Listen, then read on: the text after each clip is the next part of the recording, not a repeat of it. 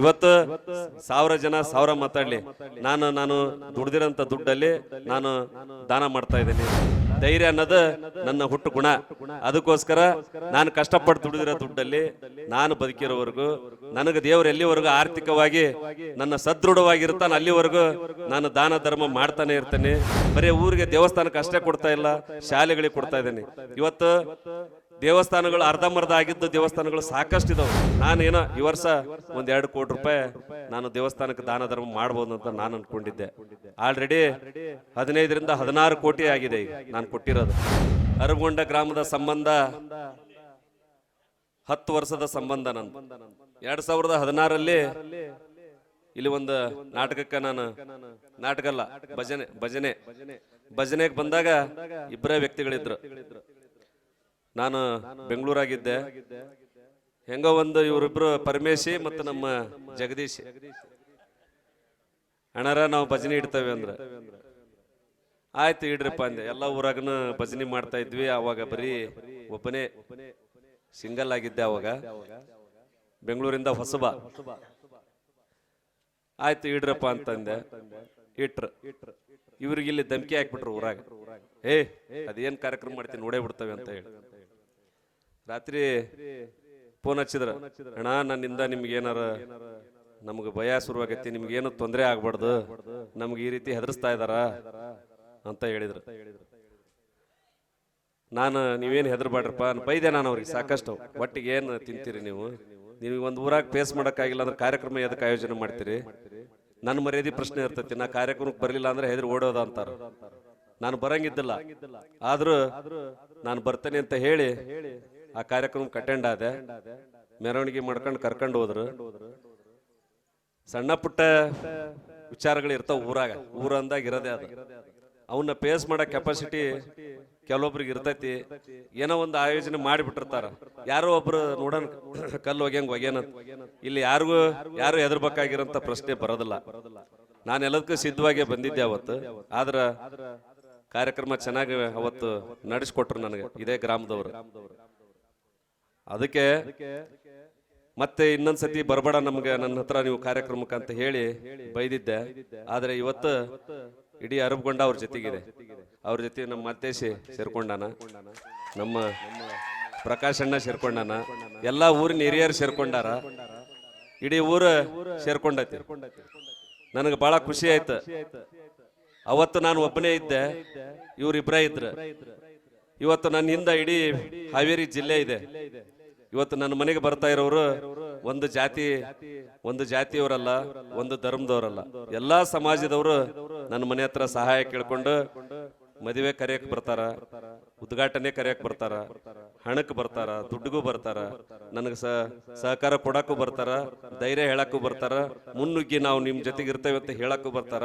But ನನ್ನ ಪರಿಸ್ಥಿತಿ ಏನಾಗ್ಬಿಟ್ಟಿದೆ ಅಂದ್ರೆ ಮೇಂಟೈನ್ ಮಾಡಕ್ ಆಗ್ತಾ ಇಲ್ಲ. ಯಾಕಂತಂದ್ರ ಸಾಕಷ್ಟು ಬರೇ ನನ್ನ ಕ್ಷೇತ್ರದವ್ರು ಅಷ್ಟ ಬರ್ತಾ ಇಲ್ಲ. ನಿನ್ನೆ ಬಸಾಪುರಕ್ಕೆ ಹೋಗಿದ್ದೆ ನಾನು. ಹಾವೇರಿ ಕ್ಷೇತ್ರ ಅದ ಆಕ್ಚುಲ್, ಸವಣೂರು ತಾಲೂಕು. ಬಹಳ 2:30 ಆಗೈತೆ ಕಾರ್ಯಕ್ರಮ.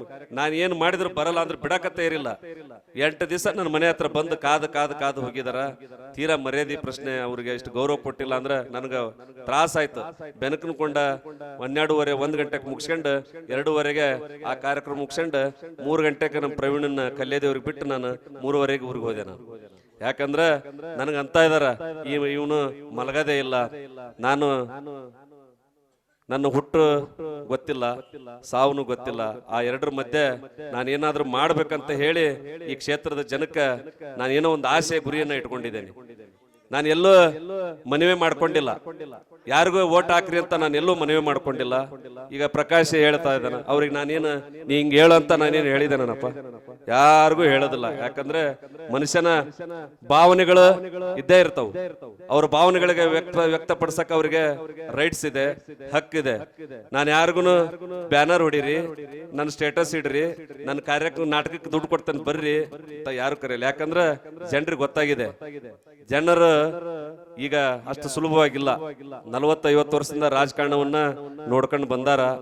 ಎಲ್ಲ ಯಾರ್ಯಾರು ಏನ್ ಅಭಿವೃದ್ಧಿ ಮಾಡ್ಯಾರ ಅಂತ ಎಲ್ಲರಿಗೂ ಗೊತ್ತಿದೆ. ಹಾಗಾಗಿ ಜನರು ಹುಷಾರಾಗಿದ್ದಾರ. ನಾನು ಹೇಳೋದಿಷ್ಟೇ, ಈ ನಾಟಕ ಕಾರ್ಯಕ್ರಮದಲ್ಲಿ ರಾಜಕಾರಣನ ನಾನು ಆದಷ್ಟು ಅವಾಯ್ಡ್ ಮಾಡ್ತೇನೆ, ಮಾತಾಡಂಗಿಲ್ಲ. ನಾನು ಮನವಿ ಮಾಡಬಹುದು ತಂದೆ ತಾಯಂದಿರಿಗೆ, ಈ ಅರಬಗೊಂಡ ಗ್ರಾಮದ ಆತ್ಮೀಯ ನನ್ನ ಗುರು ಹಿರಿಯರಿಗೆ ನಾನು ಮನವಿ ಮಾಡಬಹುದು. ನನ್ನ ಸಹಕಾರ ಸಹಾಯದ ನನ್ನ ಆಶೀರ್ವಾದ, ನಿಮ್ಮ ಆಶೀರ್ವಾದ ನನ್ನ ಮೇಲೆ ಇರಲಿ. ನಿಮ್ಮ ಸೇವೆ ಮಾಡ್ಲಿಕ್ಕೆ ನನಗೆ ಒಂದು ಅವಕಾಶವನ್ನು ಮಾಡಿಕೊಡಿ. ಮುಂದಿನ ಅಂತ ದಿವಸ ಏನಾದ್ರು ಬಂದ್ರ ನಿಮ್ಮ ಮನೆ ಬಾಗ್ಲಿಗೆ ಬಂದ್ರೆ ನನಗೊಂದು ಅವಕಾಶವನ್ನು ಮಾಡಿಕೊಡಿ ಅಂತ ಹೇಳಿ ತಮ್ಮಲ್ಲಿ ಮನವಿ ಮಾಡ್ತೇನೆ. ಹೊರತು ಹೇಳಿದ್ರೆ ಬೆಳತಂಕನ ಮುಗಿಯಲ್ಲ. ನನಗಾಗಿರೋ ಅನ್ಯಾಯಗಳು ಇವತ್ತು ಒಬ್ರು ಸಾಮಾನ್ಯ ಬಡವ್ರ ಮಕ್ಕಳು ಬೆಳಿಬೇಕಂತಂದ್ರ ಬಹಳ ಕಷ್ಟ ಇದೆ. ಇವತ್ತು ನಾನು ಏನು ದೊಡ್ಡ ಶ್ರೀಮಂತ ಅಲ್ಲ, ಸಾಮಾನ್ಯ ನಮ್ಮ ತಂದೆಯವ್ರ ಆಸ್ತಿ ಬರೀ 20 ಗುಂಟೆ. ಆ 20 ಗುಂಟೆ ಆಸ್ತಿ ಮನೆ ಬಿಟ್ಟು ನಾನು ಹೋದವನ. ನನಗೆ ಯಾರು ಬೆಳೆಸಿಲ್ಲ, ಆ ದೇವ್ರು ಬೆಳೆಸ್ಯಾನ. ನನಗ ಜನ ನನ್ನ ಬಿಸ್ನೆಸ್ ಅಲ್ಲಿ ಏನಿದೆ, ನನ್ನ ಬಿಸ್ನೆಸ್ ಅಲ್ಲಿ ಯಾರು ಕಸ್ಟಮರ್ ನನ್ನ ಹತ್ರ ವ್ಯವಹಾರ ಮಾಡ್ತಾರ ಅವ್ರು ಬೆಳೆಸ್ಯಾರ ಮತ್ತು ಆ ದೇವ್ರು ಬೆಳೆಸ್ಯಾನ. ನನಗೆ ಯಾರು ದುಡ್ಡು ಕೊಟ್ಟು ನೀನು ಹೋಗಿ ಕ್ಷೇತ್ರದಾಗ ಖರ್ಚು ಮಾಡ, ಬೈರ್ತಿ ಸುರೇಶ್ ಆಗ್ಲಿ, ಡಿ ಕೆ ಶಿವಕುಮಾರ್ ಆಗ್ಲಿ, ಸಿದ್ದರಾಮಯ್ಯ ಸಾಹೇಬರಾಗ್ಲಿ, ಯಡಿಯೂರಪ್ಪರ ಮಗ ಆಗ್ಲಿ ನಮ್ನೇನು ಕಳಿಸಿಲ್ಲ. ನನ್ನ ಸ್ವಂತ ಶ್ರಮದಿಂದ ದುಡಿದ್ರಂತ ದುಡ್ಡಲ್ಲಿ ನಾನೇನೋ ಗೊತ್ತಿಲ್ಲ, ನನ್ನ ಬೆಳವಣಿಗೆನ ಹಂಗಿದೆ. ನಾನು ಯಾರಿಗೂ ಹೆದರಲ್ಲ, ನಾನು ಹೆದರದ ನನ್ನ ಜೀವನದಲ್ಲಿ ನಾನು ಹೆದರಿಲ್ಲ. ಧೈರ್ಯ ಅನ್ನೋದು ನನ್ನ ಹುಟ್ಟು ಗುಣ. ಅದಕ್ಕೋಸ್ಕರ ನಾನು ಕಷ್ಟಪಟ್ಟು ದುಡಿದಿರೋ ದುಡ್ಡಲ್ಲಿ ನಾನು ಬದುಕಿರೋವರೆಗೂ ನನಗೆ ದೇವರು ಎಲ್ಲಿವರೆಗೂ ಆರ್ಥಿಕವಾಗಿ ನನ್ನ ಸದೃಢವಾಗಿರ್ತಾನೆ ಅಲ್ಲಿವರೆಗೂ ನಾನು ದಾನ ಧರ್ಮ ಮಾಡ್ತಾನೆ ಇರ್ತೇನೆ. ಇವತ್ತು ದೇವಸ್ಥಾನಗಳಿಗೆ ನಂದೊಂದು ಕನಸಿತ್ತು. ದೇವಸ್ಥಾನಗಳು ಇವತ್ತು ಒಂದು ಊರು ಚೆನ್ನಾಗಿ ಕಾಣಬೇಕಂದ್ರ, ಇವತ್ತು ಒಂದು ಊರು ಚೆನ್ನಾಗಿದಾರ, ಈ ಊರಾಗ ಒಗ್ಗಟ್ಟಾಗಿದಾರ ಅಂತ ಏನಾದ್ರೂ ನಾವು ನೋಡ್ಬೇಕಂದ್ರ ದೇವಸ್ಥಾನಗಳು ನೋಡ್ತೇವೆ. ಯಾಕಂದ್ರ ದೇವಸ್ಥಾನಗಳು ಚೆನ್ನಾಗಿ ಕಟ್ಟಿರೋಂಥವು ಯಾವ ಊರದವ ಆ ಊರು ಒಗ್ಗಟ್ಟಾಗಿರ್ತೈತಿ ಅಂತ ಎಲ್ಲ ಸುಮಾರು ನಾನು ಎಕ್ಸ್ಪೆಕ್ಟೇಷನ್ ಅನ್ಕೊಂಡಿದ್ದಿಲ್ಲ. ನಾನು ಸ್ಟಾರ್ಟ್ ಮಾಡಿದ್ದು ಬರೀ ನಾಟಕನು ಇವ ಕಾರ್ಯಕ್ರಮಗಳಿಗೆ ದುಡ್ಡು ಕೊಡ್ಬೇಕಂತ ಸ್ಟಾರ್ಟ್ ಮಾಡಿದೆ. ಆದ್ರೆ ದೇವಸ್ಥಾನಗಳು ಪ್ರತಿ ಒಂದೊಂದು ಊರಾಗ ಎಲ್ಲಾ ಸಮಾಜದವರು, ಚೌಡವ್ವ, ಮಾತಂಗೇಶ್ವರಿ, ಶಿವ, ಬಸವೇಶ್ವರ, ಕಲ್ಮೇಶ್ವರ, ಈರಣ್ಣ, ಎಲ್ಲಾ ಸಮಾಜದವ್ರಿಗೂ ದೇವಸ್ಥಾನಕ್ಕೆ ಸುಮಾರು ಈಗ ಒಂದು 120 ಹಳ್ಳಿಗಳಿಗೆ ಸುಮಾರು ಒಂದು 100 ದೇವಸ್ಥಾನಗಳಿಗೆ ನಾನು ಹಣವನ್ನ ಘೋಷಣೆ ಮಾಡಿದ್ದೇನೆ. ಘೋಷಣೆ ಮಾಡಿರೋದು ಯಾವ ತರ ಮಾಡಿದ್ದೇನಂದ್ರ, ಕಟ್ಟಾಕತ್ತಾರ ಅಂದ್ರೆ ಸ್ಟಾರ್ಟ್ ಮಾಡಿದಾರ ಅಂದ್ರೆ ಅದು ಕಟ್ಟಡ ಮುಗಿಯಲಿವರೆಗೂ ನಾ ಜೊತೆಗಿರ್ತೇನೆ. ಕಟ್ಟಡ ಮುಗಿದಾದ್ಮೇಲೆ ಅದನ್ನ ಶಂಕುಸ್ಥಾಪನೆ ಇರ್ಲಿ, ಅದನ್ನ ಪ್ರತಿಷ್ಠಾಪನೆ ಇರ್ಲಿ, ಕಳಸಾರೋಹಣ ಇರ್ಲಿ. ಇವತ್ತೊಂದು ದೇವಸ್ಥಾನ ಕಟ್ಬೇಕಂದ್ರೆ ಸಾಕಷ್ಟು ಹಣದ ಅವಶ್ಯಕತೆ ಇದೆ. ಇವತ್ತು 1000 ಜನ 1000 ಮಾತಾಡ್ಲಿ, ನಾನು ದುಡ್ದಿರೋಂಥ ದುಡ್ಡಲ್ಲಿ ನಾನು ದಾನ ಮಾಡ್ತಾ ಇದ್ದೇನೆ. ಈಗ ಸರ್ಕಾರದಿಂದ ಎಷ್ಟು ಕೊಡ್ತಾರೆ? ಒಂದು 50 ಲಕ್ಷ ರೂಪಾಯಿ ನೀವು ಗುಡಿ ಕಟ್ತಾ ಇದ್ದೀರಿ ಅಂದ್ರೆ ಒಂದು 5 ಲಕ್ಷನ 10 ಲಕ್ಷನ ಕೊಡ್ತಾರೆ. ಇನ್ನು ಉಳಿದಿದ್ದು ರೈತರು ಮಳೆಗಿಲ್ಲ, ಮಳೆ ಚೆನ್ನಾಗಿ ಬರಂಗಿಲ್ಲ, ಬೆಳೆ ಚೆನ್ನಾಗಿ ಬರಂಗಿಲ್ಲ. ಬೆಳೆ ಚೆನ್ನಾಗಿದ್ರೆ ಅದ್ರ ರೇಟ್ ಸರಿಯಾಗಿ ಬರಂಗಿಲ್ಲ. ಇವತ್ತು ನಮ್ಮ ಮಲೆನಾಡು ಭಾಗದಾಗ ಮಳೆ ಜಾಸ್ತಿ ಆಗಿ ನಮ್ಮಲ್ಲಿ ಗೊಂಜಾಳನಿಲ್ಲ, ಏನೂ ಇಲ್ಲ. ಈ ವರ್ಷ ಎಲ್ಲ 0 ಅಂತ ಪರಿಸ್ಥಿತಿಯಲ್ಲಿ ನಾನು ಒಂದು 10 ಲಕ್ಷನೋ 5 ಲಕ್ಷನೋ ದೇವಸ್ಥಾನಗಳಿಗೆ ಕೊಟ್ರೆ ಅದು ಸಾಯೋವರೆಗೂ ನಾನು ಆ ದೇವಸ್ಥಾನದ ಋಣದಲ್ಲಿ ನಾನು ಇರ್ತೇನೆ. ಇವತ್ತು ಇಡೀ ಊರು ನನ್ನ ಜೊತೆಗಿದೆ. ಸುಮಾರು 126 ಹಳ್ಳಿಯಲ್ಲಿ ನನ್ನ ಬ್ಯಾಡಗಿ ವಿಧಾನಸಭಾ ಕ್ಷೇತ್ರ ಅಷ್ಟೇ ಅಲ್ಲ, ಹಾವೇರಿ ಜಿಲ್ಲೆಯ ಸುಮಾರು ಹಾವೇರಿ ತಾಲೂಕಿನ 25-30 ಹಳ್ಳಿಗೆ ನನ್ನ ಹತ್ರ ಬಂದಿದ್ದಾರೆ. ಎಲ್ಲ ನನ್ನ ಹತ್ರ ಮ್ಯಾಕ್ಸಿಮಮ್ ಬರೋರು ಲಿಂಗಾಯತ್ ಕಮ್ಯುನಿಟಿ ಅವರು, ಲಿಂಗಾಯತ್ ಧರ್ಮದವರು, ಲಿಂಗಾಯತ್ ಕಮ್ಯುನಿಟಿ ಅವರು ಬರ್ತಾರ. ನಾನು ಯಾವ್ದು ಜಾತಿ ನಾನು ಅನ್ಕೊಂಡಿದ್ದಿಲ್ಲ. ನಾನು ಹಿಂದುಳಿದ ವರ್ಗದಲ್ಲಿ ಹುಟ್ಟಿರೋನು. ಲಿಂಗಾಯತ್ ಕಮ್ಯುನಿಟಿ ಅವರು ನಮ್ಗೆ ಅಷ್ಟು ಬರಂಗಿಲ್ಲ ದೇವಸ್ಥಾನದ ವಿಚಾರಕ್ಕಂತ. ಆದ್ರೆ ಇವತ್ತು ದೇವಸ್ಥಾನಗಳು ಜಾತ್ರೆ ನಡೆಯೋದು, ತೇರು ನಡೆಯೋದು 190% ಊರುಗಳಲ್ಲಿ ಲಿಂಗಾಯತ್ ಕಮ್ಯುನಿಟಿ ಅವರು. ಬಸವೇಶ್ವರ ಇಡೀ ಊರು, ಒಂದು ದೇವಸ್ಥಾನ ಅಂದ್ರೆ ಇಡೀ ಊರು ಇರುತ್ತೆ, ಇಡೀ ಊರು ಎಲ್ಲ ಒಂದು ಸಮಾಜ ಇರುತ್ತೆ. ಹಾಗಾಗಿ ನಾನು ಮಾಡಿರ್ತಕ್ಕಂಥ ಈ ದಾನ ಧರ್ಮ ಊರಿಗೆ ಒಳ್ಳೇದಾಗ್ತಾ ಇದೆ. ಬರೀ ಊರಿಗೆ ದೇವಸ್ಥಾನಕ್ಕೆ ಅಷ್ಟೇ ಕೊಡ್ತಾ ಇಲ್ಲ, ಶಾಲೆಗಳಿಗೆ ಕೊಡ್ತಾ ಇದ್ದೇನೆ. ಇವತ್ತು ದೇವಸ್ಥಾನಗಳು ಅರ್ಧಂಬರ್ಧ ಆಗಿದ್ದು ದೇವಸ್ಥಾನಗಳು ಸಾಕಷ್ಟು ಇದಾವೆ. ನನಗೆ ಲಿಸ್ಟ್ ನನಗೆ ಮೇಂಟೈನ್ ಮಾಡಕ್ ಆಗ್ತಾ ಇಲ್ಲ. ನಾನೇನೋ ಈ ವರ್ಷ ಒಂದ್ 2 ಕೋಟಿ ರೂಪಾಯಿ ನಾನು ದೇವಸ್ಥಾನಕ್ಕೆ ದಾನ ಧರ್ಮ ಮಾಡ್ಬೋದು ಅಂತ ನಾನು ಅನ್ಕೊಂಡಿದ್ದೆ. ಆಲ್ರೆಡಿ 15ರಿಂದ 16 ಕೋಟಿ ಆಗಿದೆ ಈಗ ನಾನು ಕೊಟ್ಟಿರೋದು.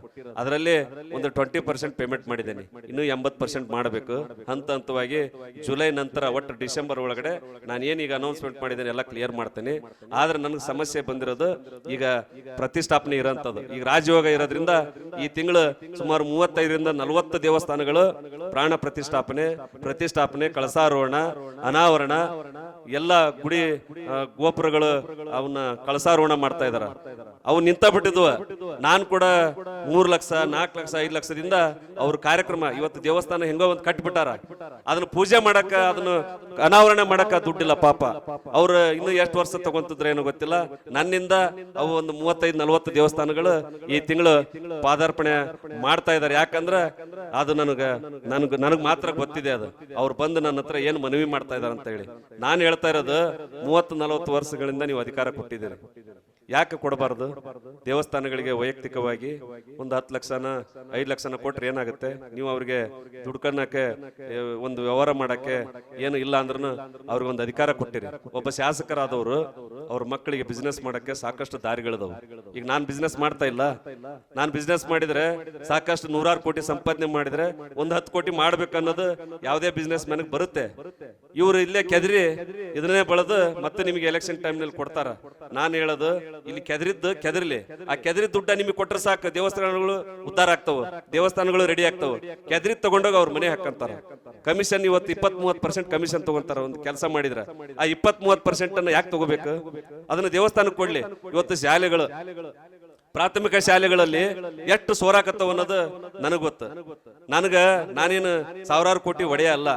ಈಗಾರ ಒಂದ್ ಕಾಲಿಟ್ಟು ಇನ್ನೊಂದು ಈ ವರ್ಷ ನನಗೆ ಬಾಳ ಅಂದ್ರೆ ಒಂದು 2-3 ಕೋಟಿ ರೂಪಾಯಿ ದಾನ ಧರ್ಮ ಮಾಡ್ಬೇಕಂತ ಇತ್ತು. ಆದ್ರೆ ಶಾಲೆ ಮಕ್ಕಳಿಗೆ ಊಟಕ್ಕೆ ಪ್ಲೇಟ್ ಹಿಡ್ಕೊಂಡು ಓಡ್ತಾರೆ. ನಾವೇನು ಯಾಕೆ ನಿಮಗೆ ಇದನ್ನ ಮನವರಿಕೆ ಮಾಡ್ಕೊಡ್ತಾ ಇದ್ದಾನಂದ್ರೆ, ನನಗೆ ರಾಜಕಾರಣ ಮಾಡ್ಬೇಕು ಅಂತ ಉದ್ದೇಶ ನನಗೆ ಇಲ್ಲ. ಜನ ತೀರ್ಮಾನ ಮಾಡ್ತಾರೆ. ಮುಂದೆ 2028ಕ್ಕೆ ನಾನೇನಾದ್ರೂ ಅಕಸ್ಮಾತ್ ರಾಜಕಾರಣ ಮಾಡ್ಬೇಕಂತ ಒತ್ತಡ ಬಂದ್ರೆ ಯಾವುದೇ ಪಕ್ಷದಿಂದ ಅಂತೂ ನಾನು ಇಲ್ಲಲ್ಲ. ಪಕ್ಷೇತರ ಅಭ್ಯರ್ಥಿಯಾಗಿ 2028ಕ್ಕೆ ನಾನು ಎಲೆಕ್ಷನ್ ನಿಂದಿರ್ತೇನೆ. ಅವತ್ತು ನಾನು ಮಾಡಿರೋ ಸಹಾಯ ಸಹಕಾರದಿಂದ ನೀವು ನನಗೆ ಆಶೀರ್ವಾದ ಮಾಡ್ತೀರಿ ಅಂತ ಹೇಳಿ ನಿಮ್ಮಲ್ಲಿ ಮನವಿ ಮಾಡ್ಕೊಳ್ತಾ ಇದ್ದೇನೆ.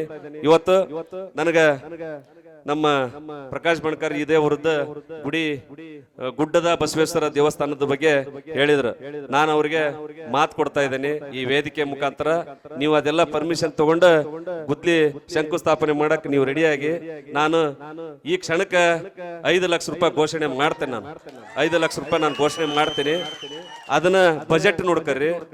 ಬಜೆಟ್ ನೀವು ನೋಡಿ ಇನ್ನು ಹೆಚ್ಚಿನ ಹಣದ ಸಹಾಯ ಬೇಕಾತಂದ್ರೆ ನಾನು ಇನ್ನೂ ಕೊಡ್ತೇನೆ. ಅದ್ರ ಬಗ್ಗೆ ಏನಿಲ್ಲ. ಮತ್ತೆ ಅಷ್ಟೊಳಗ ದೇವ್ರು ನನಗೆ ಅಧಿಕಾರ ಏನಾರು ಸಿಕ್ಕರೆ ಪೂರ್ತಿ ದೇವಸ್ಥಾನದ ಜವಾಬ್ದಾರಿ ನಾನೇ ತಗೊಂತೇನೆ. ಅದ್ರ ಬಗ್ಗೆ ಏನಿಲ್ಲ, ಎರಡು ಮಾತಿಲ್ಲ. ನಾವು ನೋಡ್ರಿ ಕಮಿಷನ್ಗ ದುಡ್ಡು ಮಾಡಕ್ಕೋಸ್ಕರ ರಾಜಕಾರಣಕ್ಕೆ ಬರ್ತಾ ಇಲ್ಲ. ನಾನು ಬೇಕಾದ್ರೆ ಬೇರೆ ಕಡೆಯಿಂದ ಬಳಕೊಂಬಂದು ಇಲ್ಲಿ ಹಾಕ್ತೇನೆ ಕ್ಷೇತ್ರಕ್ಕೆ. ಇಲ್ಲಿದ್ ಮಾತ್ರ 1 ರೂಪಾಯಿನೂ ಮುಟ್ಟಲ್ಲ. ಈ ವೇದಿಕೆ ಮುಖಾಂತರ ನಾನು ಮಾತು ಕೊಡ್ತಾ ಇದ್ದೀನಿ. ಯಾವುದೇ 1 ರೂಪಾಯಿನೂ ನಾನು ಕಮಿಷನ್ ತಗೊಳಂಗಿಲ್ಲ. ಯಾರ್ದು ಅನ್ಯಾಯದ ದುಡ್ಡಿಗೆ ನಾನು ಕೈ ಹಾಕಂಗಿಲ್ಲ. ಯಾರು ಈ ಅಪಪ್ರಚಾರಗಳಿಗೆ ಕಿವಿ ಕೊಡಬೇಡಿ. ಅಂತದೇನಾದ್ರೂ ನನ್ನ ಬಗ್ಗೆ ಅಪಪ್ರಚಾರ ಮಾಡಿದ್ರೆ ನೇರವಾಗಿ ನನ್ನ ಹತ್ರ ಕರ್ಕೊಂಡ್ಬರ್ರಿ. ಯಾಕಂತಂದ್ರೆ ಒಂದು ಸೈಕಲ್ ಮೋಟ್ರ್ EMI ಕಟ್ಟ ಯೋಗ್ಯತೆ ಇಲ್ಲ. ಅವ್ರು ಮಾತಾಡ್ತಾರೆ, ಬಾರಿನ ಅಂಗಡಿ ಕುತ್ಕೊಂಡು ಎಲ್ಲೋ ಒಂದ್ ಹತ್ರ ಮಾತಾಡ್ತಾರೆ. ನಾನು ಕೊಡ್ತಾ ಇರೋದು 5 ಲಕ್ಷ 10 ಲಕ್ಷ. ಒಂದು ಮನೆಯಾಗ ಕುತ್ಗಳ ಕುರ್ಚಿಗಳಿರಲ್ಲ. 10 ಲಕ್ಷ ಗಂಟ್ಲೆ 5 ಲಕ್ಷ ಗಂಟ್ಲೆ ನಾವು ಕೊಟ್ಟಿರ್ತೇವೆ. ಆ ದೇವ್ರಿಗೆ ಗೊತ್ತು. ಆ ದೇವ್ರು ನನಗೇನಾದ್ರೂ ಶಿಕ್ಷೆ ಕೊಡ್ಬೇಕಂದ್ರೆ ಶಿಕ್ಷೆ ಕೊಡ್ಲಿ. ಯಾರು ಮನುಷ್ಯರಿಂದ ಸಾಧ್ಯವಿಲ್ಲದ ಮಾತು. ಇವತ್ತು ನನಗೆ ಇಷ್ಟು ದಿವಸ ಬಿಡ್ತಿದ್ರ ನನಗೆ, ನಾನೇನಾರ ಕಾನೂನು ಬಿಟ್ಟು ಏನಾರ ದುಡ್ಡು ಮಾಡಿದ್ರ, ಕಾನೂನು ಬಿಟ್ಟು ಏನಾರ ಸುಳ್ಳು ಅಪಪ್ರಚಾರ 420 ಕೆಲಸ ಮಾಡಿದ್ರ, ನಾನೇನಾರ ಮೋಸ ಅಂತ ಹೇಳಿ ಮಾಡಿದ್ರೆ ನನಗೆ ಇಷ್ಟೊತ್ತಿಗೆ ಜನ ಬಿಡ್ತಿದ್ರ. ಹುಡ್ಕೊಂಡ್ ಬಂದು ಹೊಡಿತಾ ಇದ್ರು ನನಗೆ. ಜನ ಅಷ್ಟು ಸುಲಭ ಇಲ್ಲ. ಯಾಕಂದ್ರೆ ಎಲ್ಲದನ್ನು ಅಬ್ಸರ್ವೇಷನ್ ಮಾಡ್ತಾ ಇದಾರ, ಎಲ್ಲಾ ನೋಡ್ತಾ ಇದಾರ. ಜನರಿಗೆ ಸಾಕಾಗಿದೆ. ಹಾಗಾಗಿ ಇವತ್ತು ಆಲ್ರೆಡಿ ಸಮಯ ಆಗಿದೆ. ದಯವಿಟ್ಟು ಈ ಊರಿಗೆ ಕಾಲಿಟ್ಟ ಹುಲಿ ಏನೋ ನನಗೂ ಗೊತ್ತಿಲ್ಲ. ಆ ಹುಲಿಯನ್ನ ನೋಡಿ ಆ ಹುಲಿಗೆ ಆಶೀರ್ವಾದ ಮಾಡೋದು ಮುಂದಿನ ದಿವಸಗಳಲ್ಲಿ ನಿಮಗೆ ಬಿಟ್ಟದ್ದು. ಹೆಣ್ಮಕ್ಳು ತಾಯಂದ್ರಿಗೆ ನಾವು ಹೇಳೋದು ಒಂದು ಕಿವಿ ಮಾತು, ನಿಮ್ಮ ಮಕ್ಕಳನ್ನ ಒಳ್ಳೆ ಶಿಕ್ಷಣವನ್ನ ಕೊಡಿಸಿ. ನೀವು ಒಂದು 15ರಿಂದ 20 ವರ್ಷ ನಿಮ್ಮ ಮಕ್ಕಳ ಕಡೆ ಗಮನ ಕೊಡಿ. ನಿಮ್ಮ ಮಕ್ಕಳ ಭವಿಷ್ಯ ಬಹಳ ಮುಖ್ಯ. ಈಗ ನಿಮ್ಮೂರಲ್ಲೇ ಒಬ್ಬ ಅಧಿಕಾರಿಗಳು ಇರ್ತಾರೆ, ಅವರೆಲ್ಲ ಹೆಂಗ್ ಜೀವನ ಮಾಡ್ತಾ ಇದಾರೆ. ನಾಳೆ ನಿಮ್ಮ ಮಕ್ಕಳು ಹಂಗ್ ಜೀವನ ಮಾಡ್ಬೇಕಂದ್ರೆ ಮಕ್ಕಳ ಶಿಕ್ಷಣ ಕಡೆ ಗಮನ ಕೊಡಿ. ಇವತ್ತೊಂದು IAS IPS ಅಥವಾ KAS ಪಾಸ್ ಆದ್ರೆ MBBS ಓದಿದ್ರೆ ಅವು ನಿಮ್ಮ ಊರಿಗೆ ಒಂದು ಕಿರೀಟ ಆಗ್ತಾನ. ಮಕ್ಕಳ ಭವಿಷ್ಯಕ್ಕೆ ನೀವು ದಯವಿಟ್ಟು ಗಮನ ಕೊಡಿ. ನಿಮ್ಗೆ ಏನೇ ಒತ್ತಡ ಆಗಿರ್ಲಿ, ಗಂಡ ಹೆಂಡತಿ ಕುಟುಂಬ ಅಂದಾಗ ಎಲ್ಲರಿಗೂ ಕಷ್ಟ ಇರೋದೆ. ಅವನ್ನೆಲ್ಲ ಹೊರತುಪಡಿಸಿ ಒಂದು 15ರಿಂದ 20 ವರ್ಷ ನಿಮ್ಮ ಮಕ್ಕಳ ಭವಿಷ್ಯದ ಕಡೆ ನೀವು ಗಮನ ಕೊಟ್ರೆ ನಿಮ್ಮ ಭವಿಷ್ಯ, ನಿಮ್ಮ ಫ್ಯಾಮಿಲಿ ಭವಿಷ್ಯ, ನಿಮ್ಮ ಊರಿನ ಭವಿಷ್ಯ ಉಜ್ವಲವಾಗುತ್ತೆ. ಅಂತ ಮಕ್ಕಳ ಶಿಕ್ಷಣಕ್ಕೆ ಇವತ್ತು ಒಂದು MBBS ಓದ್ಬೇಕಂದ್ರ ಬಹಳ ದೊಡ್ಡ ಖರ್ಚಿದೆ. ಒಬ್ಬ IAS IPS ಅಧಿಕಾರಿ ಆಗ್ಬೇಕಂದ್ರ ಲಕ್ಷಾನುಗಟ್ಲೆ ಫೀಸ್ ಕಟ್ಟಿ ಕೋಚಿಂಗ್ ತಗೋಬೇಕಾಗತ್ತೆ. ಅಂತದೇನಾರ ಅವಶ್ಯಕತೆ ಬಿದ್ರ ನನ್ನನ್ನು ಸಂಪರ್ಕ ಮಾಡಿ, ಅದಕ್ಕೆ ನಾನು ಸಪೋರ್ಟ್ ಮಾಡ್ತೇನೆ ಅಂತ ಹೇಳಿ ಇವತ್ತು ನನಗೆ ಮಾತಾಡ್ಲಿಕ್ಕೆ ಅವಕಾಶ ಮಾಡಕ್ಕೆ ಇನ್ನೂ ಬಹಳ ಇದೆ, ಸಾಕು ಸಮಯದ ಅಭಾವ ಇದೆ, ಮತ್ತೆ ಬೇರೆ ವೇದಿಕೆಯಲ್ಲಿ ಮಾತಾಡ್ತೇನೆ.